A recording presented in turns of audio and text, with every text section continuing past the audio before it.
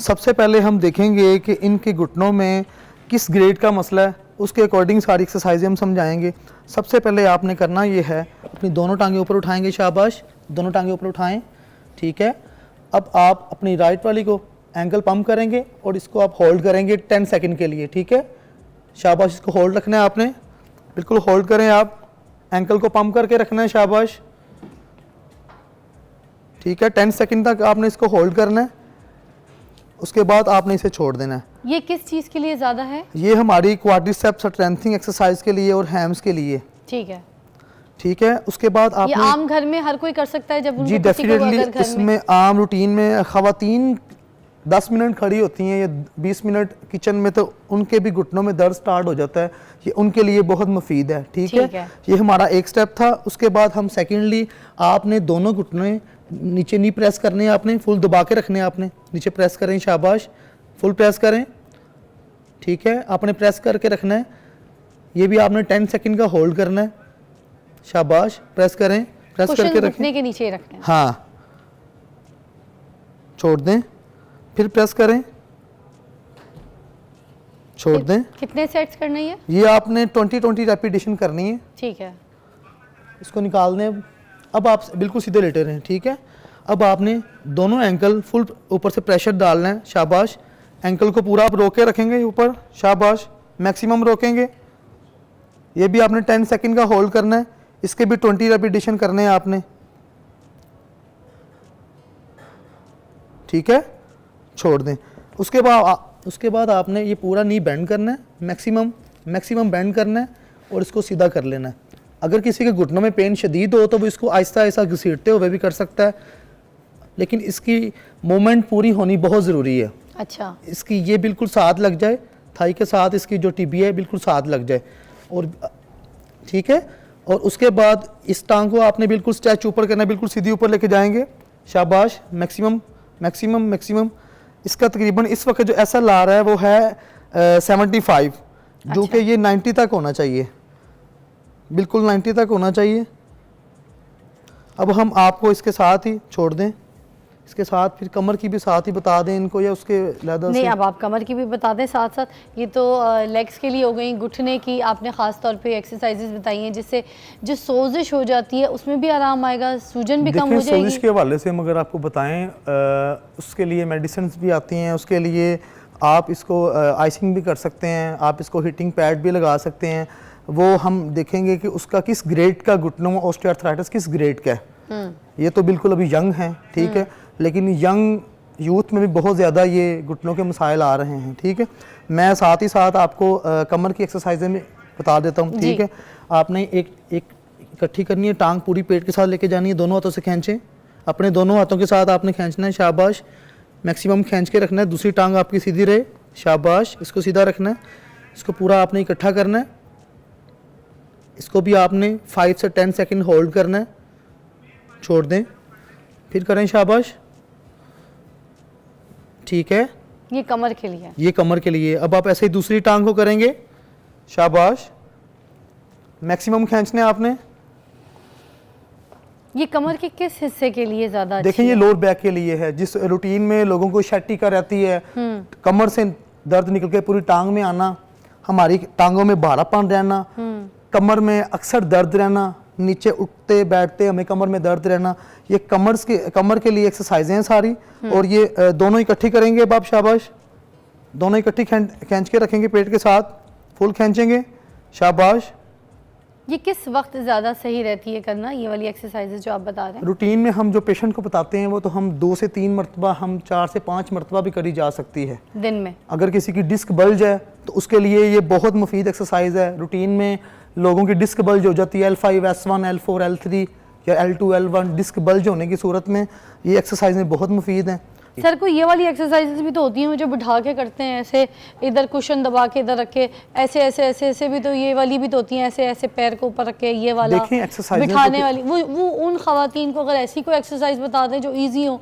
आपको पता है वैसे ही गड्ढे गोडों का दर्द बड़ा होता है, अगर उस एज में उनको हमने कोई ऐसे टास्क में डाल दिया जिसमें मजीद फिर हम उठाते वक्त भी खुद भी लुढ़क जाएं। उसमें यह है कि हम एंकल वेट, उसमें आप बैठें, उसमें यह है कि हम एंकल वेट के हवाले से आपने बिल्कुल सीधा बैठ जाना है, ठीक है, आपने अपने एंकल वेट बने मिल जाते हैं, वो आपने एंकल वेट अपने पिंडली में बांध लेने हैं और या आपने किसी इस तरह, कपड़े में स्टोन्स भी तो बांध सकते हाँ, हैं। डेफिनेटली एक मलमल का कपड़ा ऐसा कोई लेके उसके अंदर स्टोन्स रख के ऐसे बांध सकते हैं यहाँ पे, वो प्रॉपर वेट भी मिल जाते हैं। या आप इस तरह करें, पानी की खाली बोतल लें, हाफ लीटर की बोतल लें, उसको साथ बांध लें, पिंडली के साथ बांध लें, हल्का सा बांध लें, ज्यादा उसको दबाना भी नहीं है मेरी अम्मी कि ब्लड ऐसे किया सर्कुलेशन करती थी। रुक जाए, ठीक है।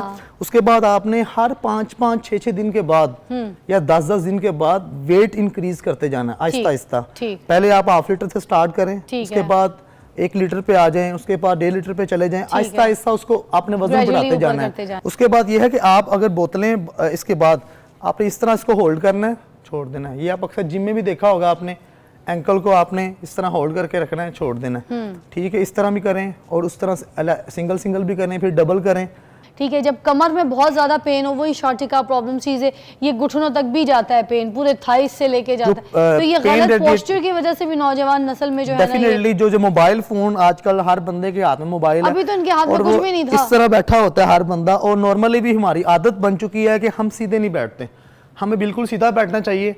और ये आम पेशेंट के लिए नहीं, सबके लिए यही रूल है, सबके लिए। बेटा, वरना बीमार हो जाओगे, आगे काम नहीं कर बिल्कुल सकोगे, सीधे होकर बैठना चाहिए, गर्दन सीधी रखनी चाहिए, ठीक है। तकिया कम से कम लेना चाहिए, दूध का इस्तेमाल ज्यादा करें। अब आपने आगे जोर लगाना है, ये तीसरा स्टेप था, लगाएं आगे जोर, शाबाश, छोड़ दें, फिर लगाएं, छोड़ दें। ये सर्वाइकल के लिए भी अच्छा होता है, सर्वाइकल स्पॉन्डिलोसिस, सर्वाइकल रेडिकुलोपैथी, जो pain radiating to arm, radiating to tingling, numbness, सबके लिए ये बहुत मुफीद है, ठीक है। Very nice. कि हम बड़ों को जो प्रॉब्लम्स होती हैं, नी की, किसी की, हमारी अम्मियाँ, दादियाँ, अब्बू, इन लोगों को कोई प्रॉब्लम हो जाए चलो बनता है, मगर नौजवान नस्ल जो है वो हर तरीके का पेन का शिकार हुई हुई है। कभी घुटनों का दर्द है, कलाइयों का दर्द है, जोड़ों का दर्द है, गर्दन का दर्द है, शोल्डर का दर्द है, कमर का दर्द है। ये छोटी छोटी उम्रों में दर्द का तो कोई नामो निशान नहीं होना चाहिए, मुझे पता भी नहीं होना चाहिए दर्द क्या चीज़ है। It's just because of the bad posture. अपने पोस्चर को भी बिल्कुल अच्छा एक्यूरेट रखें और स्ट्रेट रखें, क्योंकि जो आप अपनी बॉडी को जिस तरीके से रखेंगे वो उसी शेप, उसी तरीके से जो ना वहाँ पर अपना स्ट्रक्चर खड़ा कर लेगी। It's just like a rubber band. Rubber band को खींचते जाएं, खींचते जाएं, खींचते जाएं, वो लंबाई की तरफ जाती है। अगर हम किसी रबड़ को इस तरफ ऐसे इधर उल्टा पुल्टा खींचेंगे, उधर जाना शुरू कर देगी। तो just take a shape, whatever you want, उस शेप पे आप उसको एक अच्छा स्ट्रक्चर दे दीजिए। अच्छा, अब आपने कमर की एक एक्सरसाइज ज़रूर और बतानी है, आप चाहें तो खुद भी करके दिखा सकते हैं, so that it's easy for us. वो जो बैक की लेट के जो बिल्कुल ऐसे हाथ उठा के आप इंक्लाइन करते हैं, कोबरा जी, अगर वो वाली एक एक्सरसाइज दिखा दें, क्योंकि उससे कमर में बहुत जल्दी रिलीफ होता है। बेटा आप भी देखिएगा, पहले वो करेंगे फिर आप करके दिखाएंगे, ठीक है। सबसे पहले आपने जिस पे लेटना है, आप बिल्कुल सीधे हो, पिल्लू ले लें, हल्का सा ना भी लें, ना लें तो ज्यादा बेहतर है, ठीक है, ठीक है। सबसे पहले मैंने आपको नी बेंडिंग वाली बताई थी, ठीक है, ठीक है। नी बेंडिंग की एक्सरसाइज आपने इसको होल्ड करना है 5 से 7 सेकंड, 10 सेकंड, आहिस्ता आहिस्ता बढ़ाते जाएं। फिर ऐसे ही दूसरी टांग को मैंने बताया था कि इसको भी आपने इस तरह होल्ड करना है, ठीक है। फिर आपने दोनों इकट्ठे इस तरह दोनों घुटने इकट्ठे बेंड करने हैं, दोनों नी जॉइंट्स। उसके बाद आपने आगे मुझे कहा था कि ये वाली एक्सरसाइज हमारी नानी दादी नहीं कर सकती, थोड़ा, हाँ, देखिए स्ट्रेट की अगर आप ऐसे जो ऐसा लार है, ये होता है स्ट्रेट लेग रेजिंग टेस्ट। सबसे पहले अगर आप किसी औरतों के पास जाते हैं तो सबसे पहले इसी से ही आइडिया होता है आपकी कमर में और टांगों में खिंचाव किस कदर है, ठीक है। तो आप अगर मेरा ये ऐसा लार 80 पे जा रहा है, ठीक है, ये आहिस्ता जो भी बूढ़ी खातून है वो घुटना थोड़ा सा बेंड कर लें। अच्छा, बेंड कर सकती हैं जी, डेफिनेटली बेंड कर लें, कुछ दिन बेंड करके कर लें और आहिस्ता आहिस्ता आहिस्ता आहिस्ता अपना घुटना सीधे करते जाएं डे बाय डे। क्योंकि देखिए ना, दर्द में बड़ा मुश्किल होता है, किसी को आप बोलेंगे उनको सीधी, तो इसलिए ऐसी एक्सरसाइज जो ग्रेजुअली ठीक हो जाए, ठीक है। उसके बाद आपने इस तरह पिल्लू रख लेना नी जॉइंट्स के इसके सेंटर में, ये लें या पिल्लू मुझे दे दें, इसमें अपने पिल्लू रखना है और आपने अंदर की तरफ जोर लगाना है। I like the word you से, पिल्लू, वेरी क्यूट है, आई लाइक इट, पिल्लू। ठीक, आपने इसको इस तरह प्रेस करके रखना है, ठीक है। आपने प्रेस करके इसको होल्ड करना है 5 से 10 सेकंड तक, उसके बाद आपने इसे छोड़ देना है, फिर आपने प्रेस करना है और इसको आपने छोड़ देना है, ठीक है। उसके बाद आपने अपने घुटनों के इस तरह राउंड, आपने कोई रबड़ या कोई रस्सी या कोई दुपट्टा ले लें, उसके राउंड आप इसको बांध लें और आपने बाहर को जोर लगाना है, अच्छा, ठीक है। बाहर को आपने जोर लगाना है वैसे ही जिस तरह आपने अंदर जोर लगाया, ठीक है, ठीक है। उसके बाद आपने बिल्कुल सीधा इस तरह बाजू लंबे रख के अपनी कमर को उठाना है, ठीक है। इसको बोलते हैं ब्रिजिंग एक्सरसाइज, ब्रिजिंग एक्सरसाइज, ठीक है। इसको आपने होल्ड करना है और इसमें भी बहुत से ऐसे लोग हैं जिनसे ये नहीं हो जा एक्सरसाइज की जाती, ठीक है।